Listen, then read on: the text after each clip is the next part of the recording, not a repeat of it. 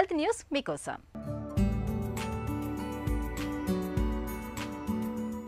Glaucoma కారణంగా దెబ్బతిన్న చూపును తిరిగి పునరుద్ధరించే దిశగా పరిశోధన రంగంలో ఒక గొప్ప ముందడుగు పడింది. గ్లకోమా కారణంగా చూపు తగ్గడానికి మధుమేహం కూడా ఒక కారణం. మన కళ్ల వెనకాల రెటీనాలో అతి సున్నితమైన దృశ్య నాడులు ఉంటాయి. వీటిని ఆప్టికల్ నెర్వ్ అని పిలుస్తారు. వీటిలోని రెటినల్ గాంగ్లియన్ అనే ప్రత్యేక కణాలే మనం చూసే దృశ్యాలను మెదడుకు చేరవేస్తాయి.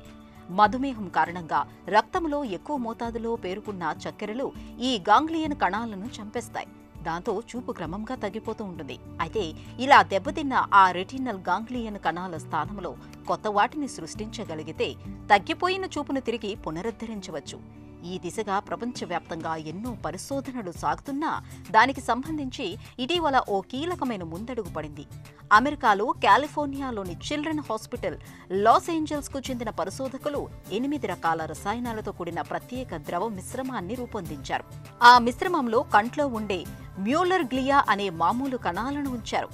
2 వారాల తర్వాత ఆ మామూలు కణాలే ప్రత్యేక రెటినల్ గాంగ్లియన్ కణాలుగా ఎదిగినట్లు పరిశోధకులు ప్రకటించారు.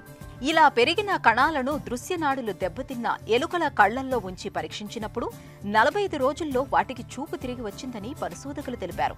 ఇక ఈ పరీక్ష మానవుల్లోనూ విజయం సాధిస్తే గ్లకోమా కారక అంధత్వాన్ని పూర్తిగా అరికట్టవచ్చని పరిశోధకులు ఆశాభావం వ్యక్తం చేస్తున్నారు.